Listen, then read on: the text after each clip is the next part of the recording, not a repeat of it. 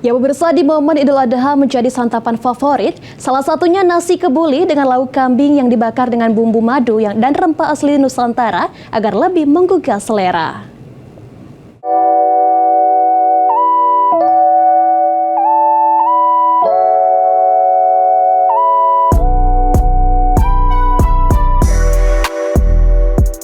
Momen Idul Adha, nasi kebuli kambing menjadi salah satu santapan favorit bagi pecinta daging kambing.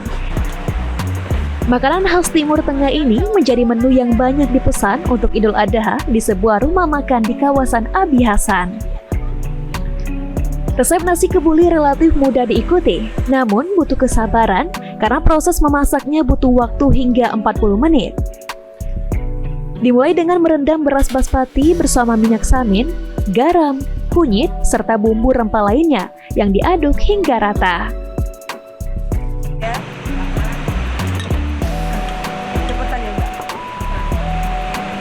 Untuk kambingnya, agar daging terasa lembut, daging direbus bersama bawang merah, bawang putih, dan cabai yang telah dihaluskan. Agar lebih nikmat, daging kambing yang telah direbus bersama rempah-rempah tadi diolesin madu lalu dibakar.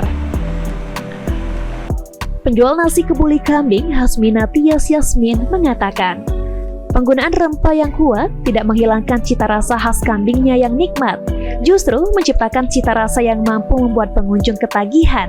Bahkan tekstur nasi kebuli yang pulen menambah kenikmatan saat disantap.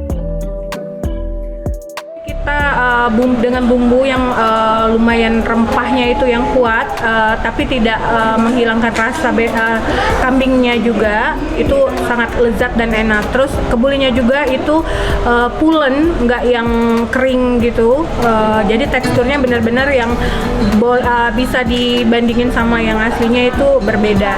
Rempahnya juga tetap kayak rempah berarti ya? Ya, kayak rempah itu udah pasti. Menurut salah satu pembeli, Nasya mengatakan, kombinasi cita rasa yang manis, gurih, serta pedas dari nasi kebuli kambing bakar madu bikin cocok dipadukan untuk makan siang. Gurih, terus kambingnya tuh lembut, mantap buat makan siang. Dengan resep olahan daging kambing, semoga bisa menjadi ide olahan daging kurban yang lezat dan nikmat. Tim Liputan, PAL TV.